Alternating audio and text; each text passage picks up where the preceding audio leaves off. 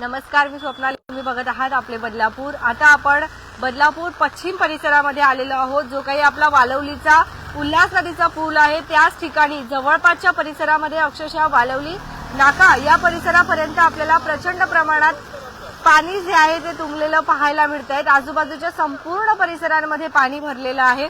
उल्हास नदीने देखील धोक्याची पातळी ओलांडलेली आहे आणि पूर परिस्थिती निर्माण होण्याची शक्यता जी आहे ती वर्तवली जाते. आणि या साईडला आपण जर बघत असाल तर हा जो काही परिसर आहे ब्लॉसम स्कूल सुद्धा पाण्याखाली आहे आणि कल्याण ज्योत अशी काहीतरी नाव आहे बहुतेक या सोसायटीचं. ज्योत लिहिलेलं दिसतंय, पुढचं दिसत नाहीये.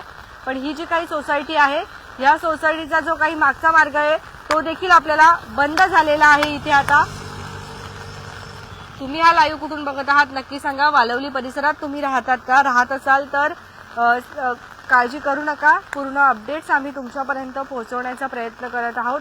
या सोसायटीमध्ये सुद्धा पूर्ण पाणी आहे. या संपूर्ण परिसरामध्ये पाणीच पाणी तुंबलेलं आहे. त्यामुळे जर बाहेर निघणार असाल, कुठे प्रवास करणार असाल तर स्वतःची आणि कुटुंबाची काळजी घ्या.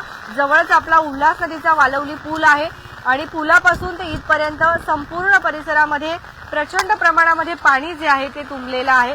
त्या साईडला सुद्धा जर आपण बघितलं तर तिकडून सुद्धा पूर्ण पाणी आहे. इथे आता आपला वालवली नाक्याचा परिसर आहे, म्हणजे नाक्यापर्यंत जेवढाही परिसर आहे ते संपूर्ण ठिकाणी पाणी आलेलं आहे.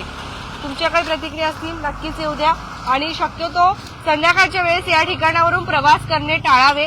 कारण काल सुद्धा इथे एक झाड पडलं होतं तर संपूर्ण परिसरामध्ये इथे वाहतूक कोंडी झालेली होती आणि रस्ता सुद्धा एकच रस्ता आहे, वन वे आहे. त्यामुळे जाणाऱ्या आणि येणाऱ्या दोन्ही गाड्यांना एकच रस्ता आहे.